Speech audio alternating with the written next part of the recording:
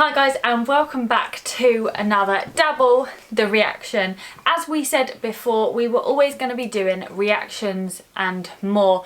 One of the and more was that we were going to have a special guest. And here he is. This is Matt's dad, Mick, and he's going to be joining me for the reaction today. He joined me earlier. Did you enjoy it? Yeah, it was good. First time, bit nervous, but it went well. So this is going to be his second ever reaction, so be kind. And we got another recommendation. I actually put it on our Instagram, at Dabble and Travel. What do you want him to react to? And I had loads, and I had to pick, you know, the ones that I thought were the best for him to react to. This one's brilliant. Is the Philippines the best country? I mean, what's your answer to that? Out of all the countries that I've visited, it's the best place I've visited by far. By far, honestly, yeah. And for me, and I'm sure for Matt as well, it is the best place ever for reasons that, you know, we could just go on and on and on, but the people are so friendly, got amazing beaches, everything is just unreal about it. And so much to see. Yeah, it's so diverse. I mean, when you think of the Philippines, you do only think of the beaches, but it is very diverse. If you have any other recommendations that you want to send to us, not just for me and Mick, but also for me and Matt, then do send them to our Instagram, at Dabble and Travel, or you can comment below. Remember, we can be doing like recipes, learning languages, doing quizzes, games, and of course, reacting. But we better get into this. This is Drew Binsky's video, a very popular YouTuber. So, and I think even in the title, he said that he'd spent like at least 12 months out in the Philippines. So he's got knowledge. So he thinks it is the best. Thank you. Well, we don't know, is the question. Yeah. I think it's the best anyway.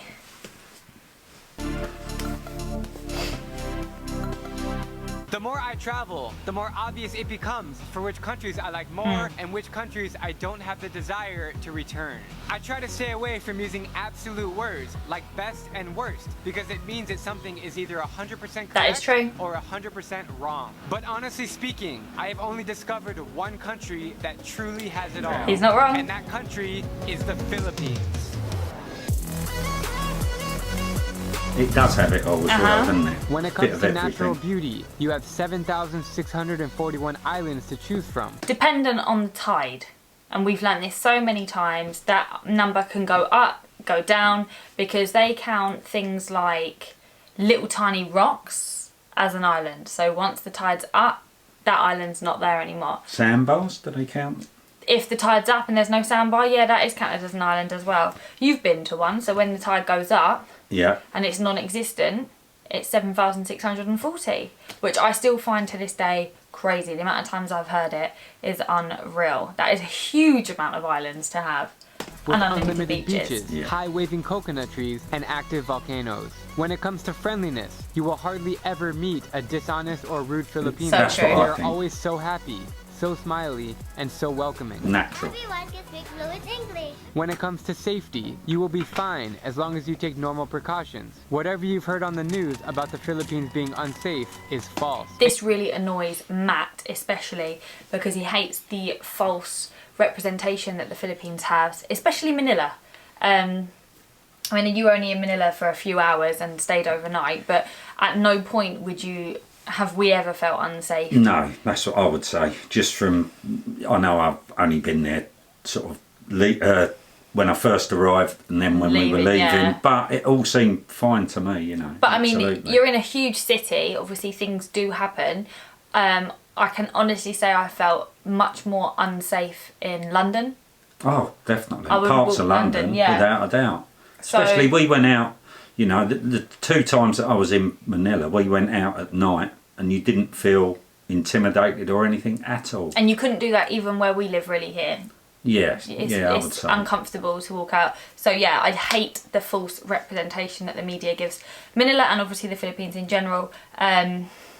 Yeah, I don't like it. And you can always stay well connected with a cheap SIM card. When it comes to food, you might get overwhelmed by all the choices. For starters, try sinigang, the hot and sour stew with local vegetables. Never tried that. With halo-halo, that's for next dessert time. Yes. With shaved ice, coconut you didn't have halo-halo either. I can tell you with certainty that the Philippines I had something, what did I had something similar, I think.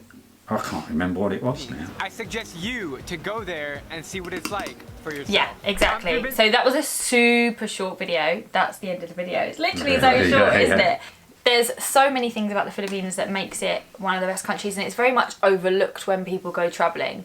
I mean, you would never have gone there. No. If we weren't there. Would you go on your own?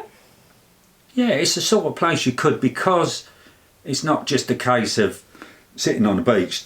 There's so much to do out there. Yeah. You know, the boat trips I think are brilliant, because even if you're by yourself, you'll always meet other people. People always chat on the boats and that. And as I say, so much to see. It's not just a case of sitting on the beach and that's it. Because you've got the island trips, there's other beaches to go to. Absolutely. And the fact that everyone can speak English means that if you're ever lost or anything, you can ask anyone. I mean, there's been many a time that we've asked people, me and Matt especially, where are we going, and everyone helps you. The most helpful people ever, friendliest people, and they just want you to enjoy their country. Yeah, definitely, I can see that. It's mad, isn't it? They all want you to do everything. But so yeah, it's definitely up there for us. I'm sure Mick would say exactly the same. I've recommended it to so many people since I've been back, you know. Sound like an expert. I've probably bored them with it, but I have, honestly, because it was so good. It is amazing, and I think the fact that we took Mick to 3 different places, so we went to Bohol, we went to Boracay, and we went to Coron. We'd never done Coron before, so it was nice for us to do something different as well. I think you get to see the fact that Boracay is really, really touristy, Bohol touristy, but it was really quiet when we were there, and then you have Coron, which obviously is major touristy, but they're all touristy for different reasons. But they all offer something different, you know? Exactly. Thank you for recommending this video. The answer to that question, in my opinion, is yes. In your opinion? Definitely yes. So if you have any other recommendations, like I said at the beginning, make sure you comment below or message us on Instagram at Dabble and Travel. And thank you, Mick, for taking part in the video. That's all right. Enjoyed it. If you like it, then give us a thumbs up, and maybe I'll bring Mick in some few videos, maybe. If you didn't like it, she won't. No, I probably still will. And if you are new to the channel, make sure you hit that subscribe, drop us a like. And keep on dabbling.